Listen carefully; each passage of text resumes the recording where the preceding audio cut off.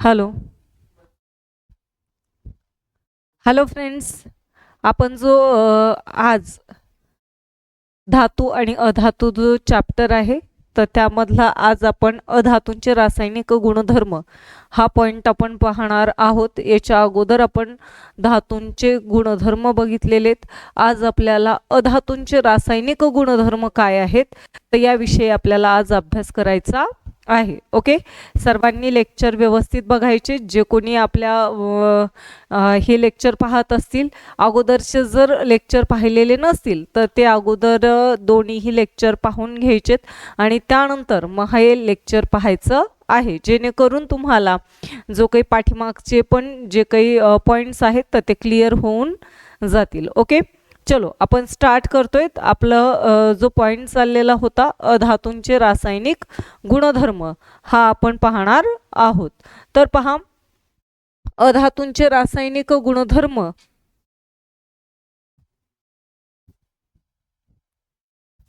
Pen कुठे ठेवलंय? एकच मिनिट हा, पेन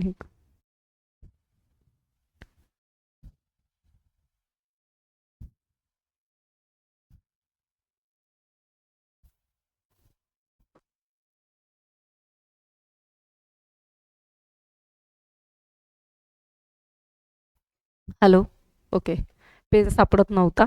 चला ओके, चलो काय पाहायचंय आपल्याला? अधातूंचे रासायनिक गुणधर्म काय पहा. त्यामध्ये आपल्याला काय पाहायचंय? पहिल्यांदा इलेक्ट्रॉनचं संरूपण आपल्याला पाहायचंय. आता अधातू म्हणलं की इलेक्ट्रॉनचं संरूपण जे आहे लक्षात राहू द्यायचं. अधातू म्हणलं की ते इलेक्ट्रॉन काय करत असतात?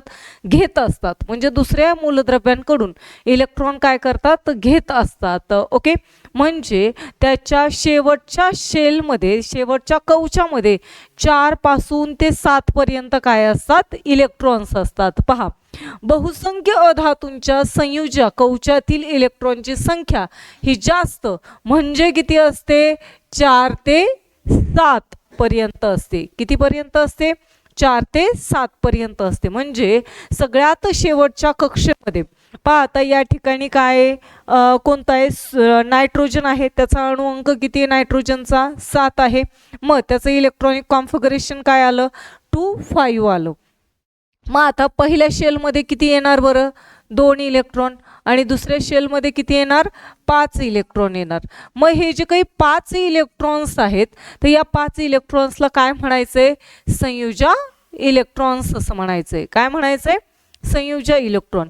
मग तुम्ही पाहत असताना या ठिकाणी शेवटच्या कवचामध्ये किती इलेक्ट्रॉन आहेत? 5 आहेत. आणि जे अधातू असतात तर त्यांची संयुजा कवचातील इलेक्ट्रॉनची संयुजा जी आहे किंवा संख्या जी आहे तर ही किती असते? 4 पासून 7 पर्यंत असते.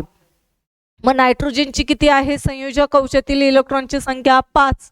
त्यानंतर कोणतं आहे? क्लोरीन आहे. क्लोरीनचा अणुअंक किती आहे? 17 आहे. त्याच्या संयुजा कवचातील इलेक्ट्रॉनची संख्या किती आहे? 7 आहे. त्यानंतर ऑक्सिजन, त्याचा अणुअंक 8 आहे आणि त्याच्या संयुजा इलेक्ट्रॉनची संख्या किती आहे? 6 आहे. म्हणजे तुमच्या लक्षात येत असेल जे अधातू असतात तर त्या अधातूंच्या शेवटच्या कवचातील इलेक्ट्रॉनची संख्या ही 4 पासून काय होत जाते? वाढत जाते. म्हणजे किती असते? 4, 5, 6, 7 एवढी काय असते? त्याच्या संयुजा कवचातील इलेक्ट्रॉनची संख्या असते. ओके, याला आपण काय म्हणतो? इलेक्ट्रॉनचं संरूपण असं म्हणत असतो. त्यानंतर पहा, आपल्याला पाहायचंय आयनांची निर्मिती. आता आयन तयार कसे होत असतात?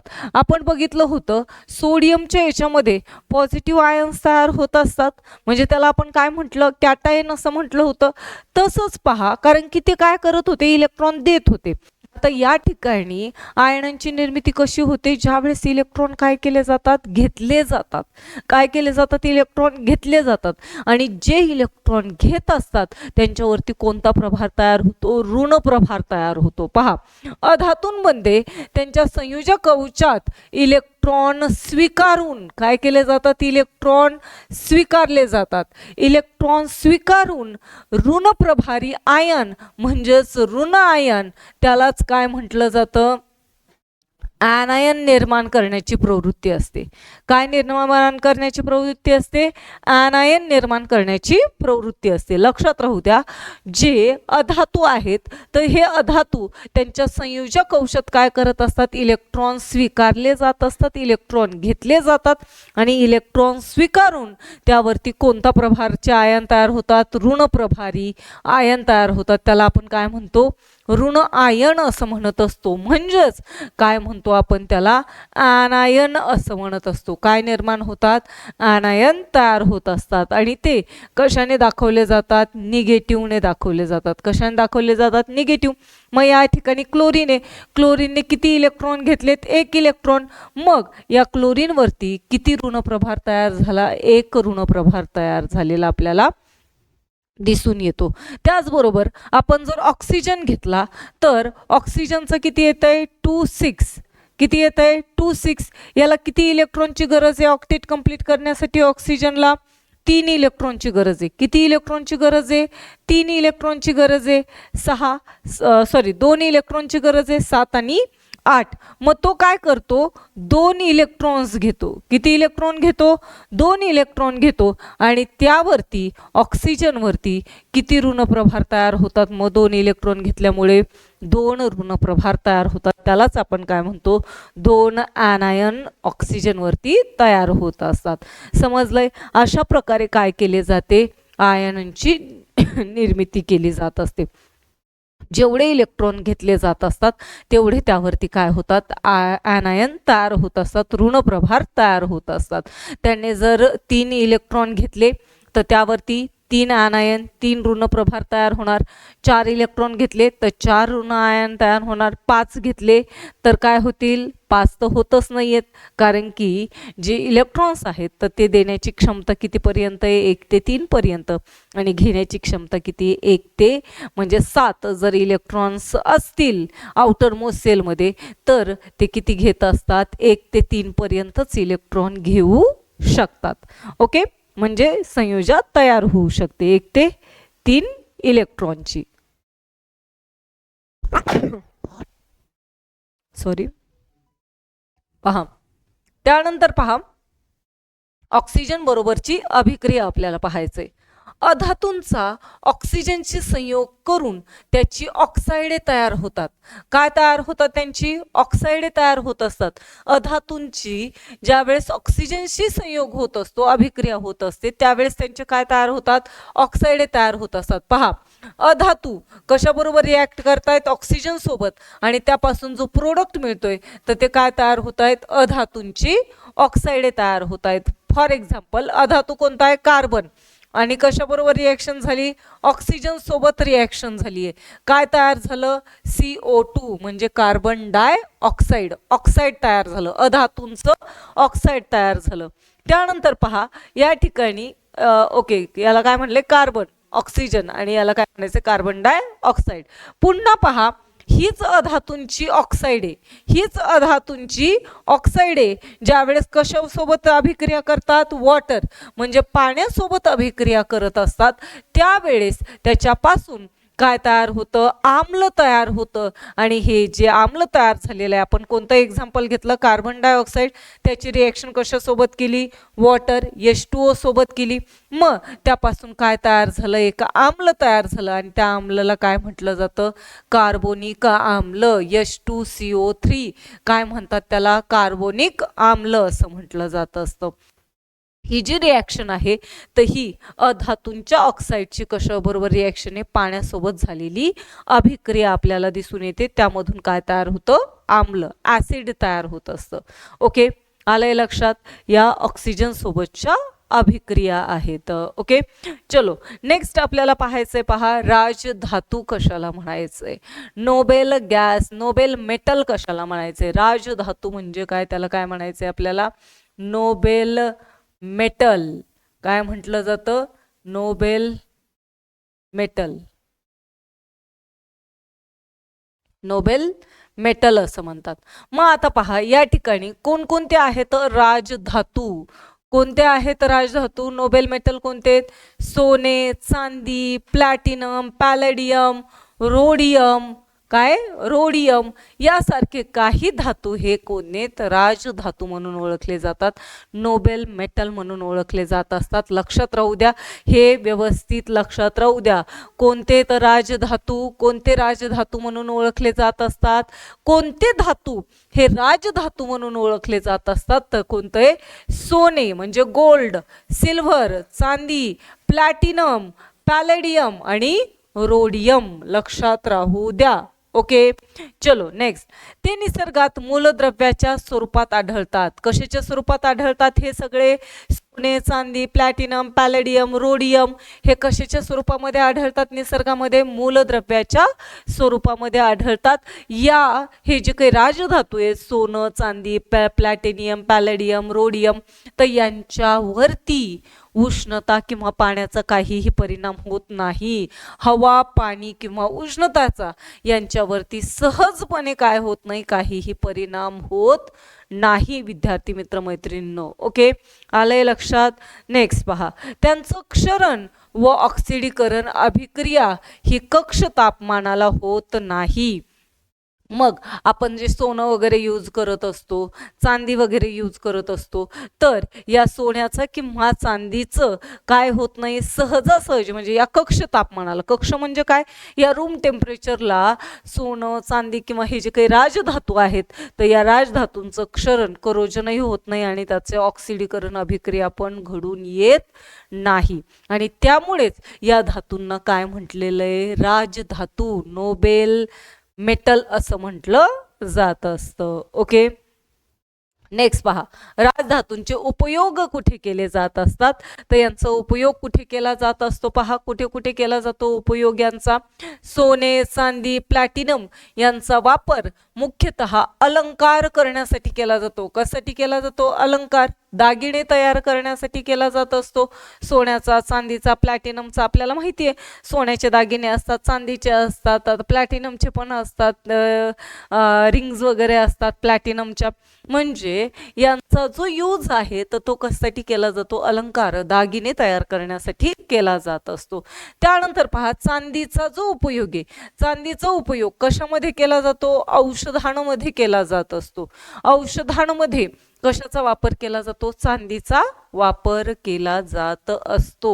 ओके, आपल्याकडे आता सुरू झालंय पहा, चांदी घातल्याच्या नंतर स्मरणशक्ती वाढत असते, चांदीच्या चमच्याने खाऊ घातल्याच्या नंतर स्मरणशक्ती वाढते, असं आहे. म्हणजे हे चांदीचे आहे, तर या चांदीचा वापर कशामध्ये केला जातो? औषधांमध्येही केला जात असतो.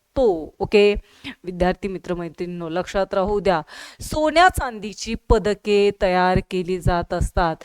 गोल्ड मेडल म्हणतो आपण, गोल्ड मेडल, सिल्व्हर मेडल माहिती आहेत की नाही, ऑलिम्पिकमध्ये गोल्ड मेडल, सिल्व्हर मेडल वगैरे भेटत असतात. मग हे पदकं तयार करण्यासाठी, मेडल तयार करण्यासाठी कशाचा यूज केला जातो? सोन्याचा, चांदीचा वापर केला जातो. त्याचबरोबर पहा, काही इलेक्ट्रॉनिक उपकरणं असतात, तर त्या इलेक्ट्रॉनिक उपकरणांमध्ये सुद्धा सोनं आणि चांदीचा वापर केला जात असतो. त्या लहान लहान चिप असतात पहा त्याच्यामध्ये, त्या लहान लहान जर चिप तुम्ही जर पाहिल्या तर त्याच्यामध्ये खूप कमी प्रमाणामध्ये आपल्याला सोन्याचा त्या ठिकाणी वापर केल्याचं दिसून येत असतं. म्हणजे जे आपल्याकडे असणारी इलेक्ट्रॉनिक इक्विपमेंट असतात, इलेक्ट्रिकल उपकरणे आहेत, तर त्यांच्यामध्ये कशाचा वापर केला जातो? सोने चांदीचा वापर केला जात असतो.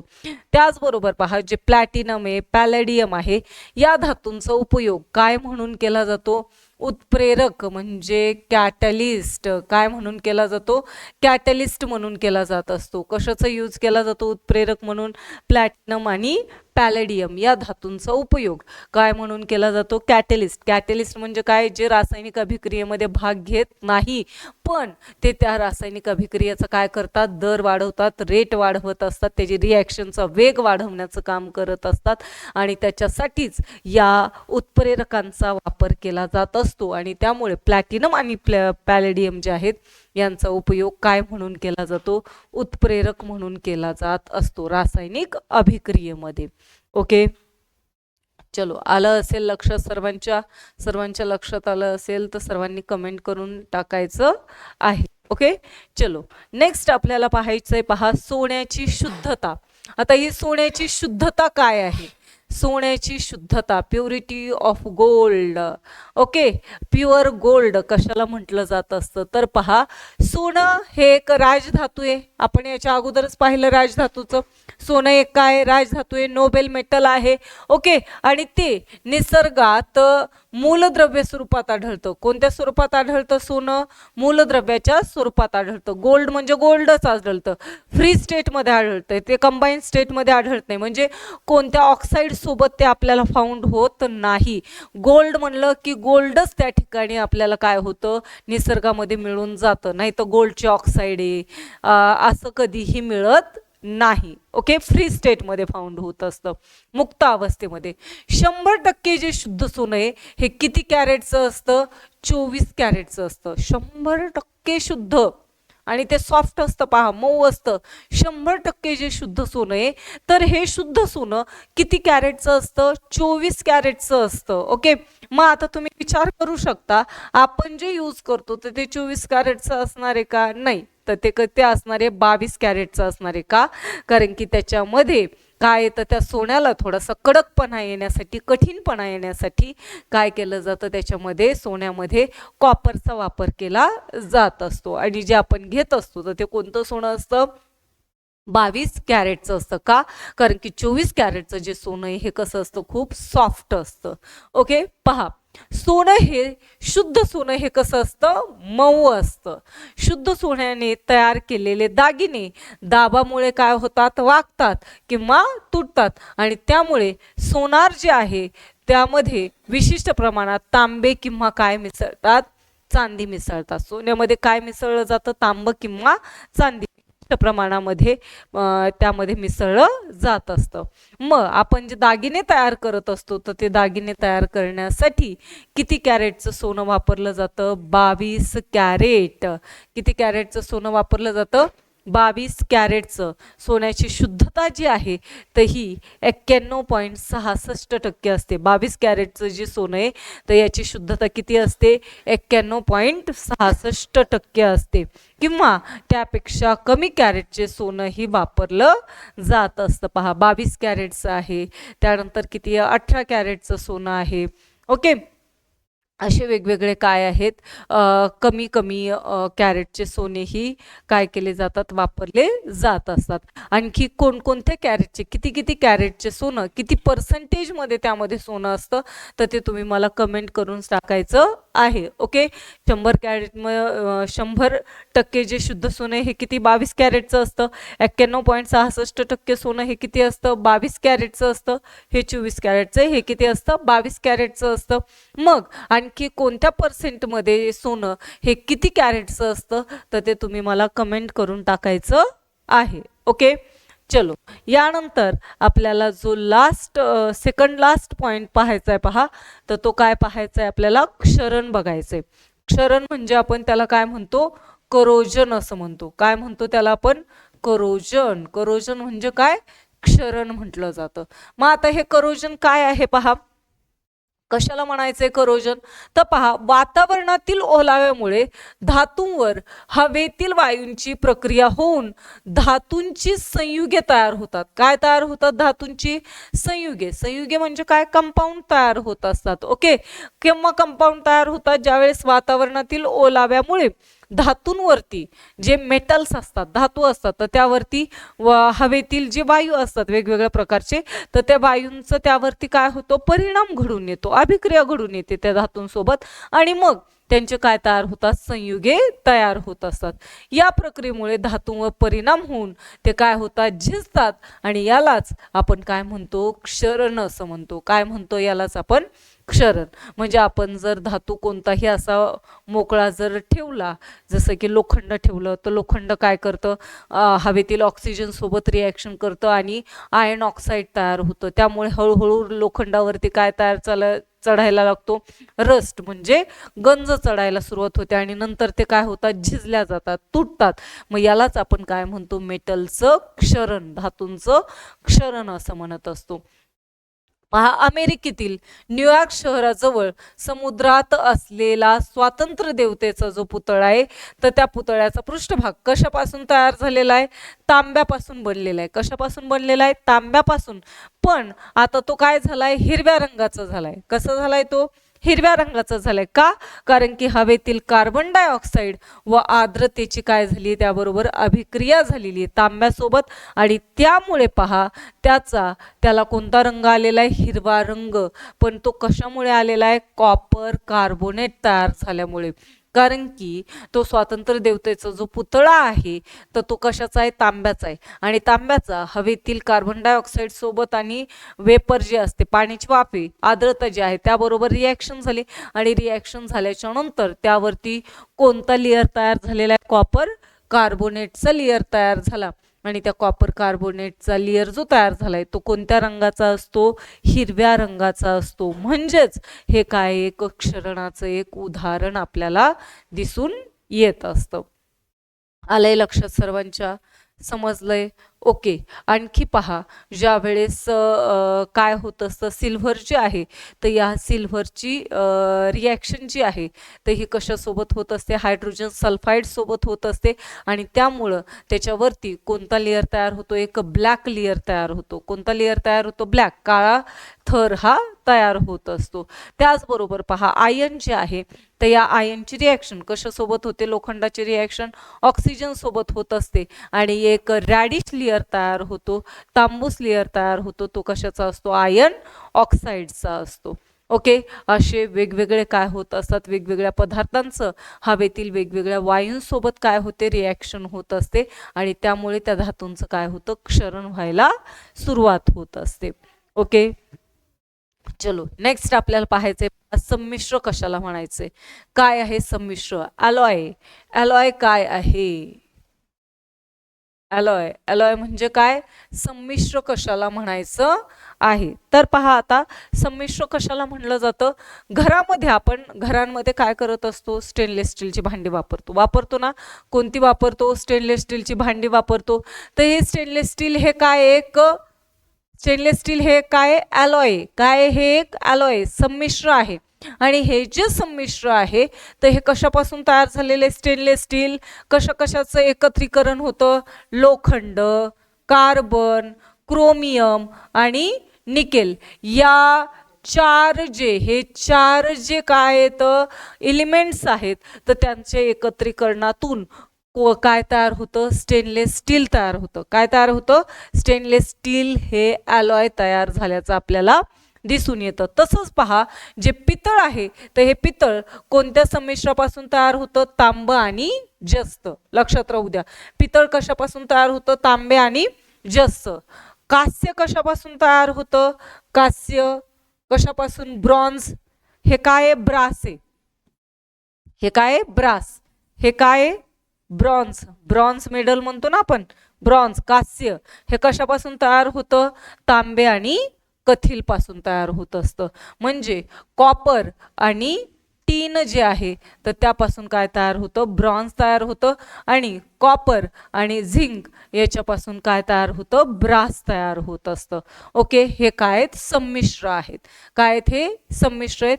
दोन किंवा अधिक धातू एकत्रित येऊन जो एक नवीन पदार्थ तयार होत असतो, तर त्यापासून काय तयार होतं? एक संमिश्र तयार होतं, अलॉय तयार होत असतं. आणि हे आपण बघितलेलं आहे. ओके. यामध्ये पहा, दिल्लीचा मेहरोली कोणत्या परिसरात आहे? दिल्लीच्या मेहरोली परिसरात 1500 वर्षापूर्वी तयार करण्यात आलेला काय? एक कुतुब मिनार आहे. काय? हा कुतुब मिनार. कुतुब मिनार काय? लोहस्तंभ आहे त्या ठिकाणी. आणि हा जो लोहस्तंभ आहे पहा, एक लोहस्तंभ आहे कुतुब मिनारच्या समोर त्या ठिकाणी. तर त्या ठिकाणी जो लोहस्तंभ आहे, तर हे कशाचं मिश्रण आहे? Carbon, silicon, phosphorus. कशाचं संमिश्र आहे हे लोहस्तंभ? कार्बन, सिलिकॉन आणि फॉस्फरस यांचे लोहांमध्ये मिश्रण करून बनवण्यात आलेलं आहे. हे कशामध्ये मिक्स केलेलं आहे? लोहामध्ये, आयनमध्ये. कशामध्ये मिक्स केलं याला, आयनमध्ये मिक्स केलेलं आहे आणि त्यापासून काय तयार केलं आहे, स्तंभ तयार केलेला आहे आणि तो अजूनही जशास तसा उभा आहे, त्याचं कोणत्याही प्रकारचं क्षरण झालेलं नाही. का, कारण की हा जो स्तंभ आहे तर तो कशापासून तयार झालेला आहे, ॲलॉय पासून तयार झालेला आहे, लोहस्तंभ. आणि त्या लोहामध्ये कशाचा वापर केलेला आहे, कार्बन, सिलिकॉन आणि फॉस्फरसचा यूज केलेला आहे. ओके, आलंय सर्वांच्या लक्षात. ओके, चला आपला जो लास्ट पॉइंट होता तर तो या ठिकाणी झालेला आहे. या ठिकाणी आपलं जो धातू आणि अधातू आपण चॅप्टर सुरू केलेला तो या ठिकाणी संपलेला आहे. सर्वांनी लेक्चर व्यवस्थित पाहायचे आहेत विद्यार्थी मित्र मैत्रिणींनो, तरच तुम्हाला काय होतील, तुमच्या कन्सेप्ट ज्या आहेत तर त्या क्लिअर होतील. एकदा नाही दोनदा पहा, 3 वेळेस पहा, 4 वेळेस पहा, जेणेकरून तुम्हाला एक वेळेस पाहिल्याच्या नंतर लक्षात न येणाऱ्या गोष्टी ज्या असतात त्या वेळेस पाहिल्यावरती नक्कीच लक्षात जात असतात. ओके, चलो या ठिकाणी आपण थांबतोय. बाकीचा नेक्स्ट आहे तो आपण नेक्स्ट घेणार आहोत. तोपर्यंत सर्वांना बाय बाय.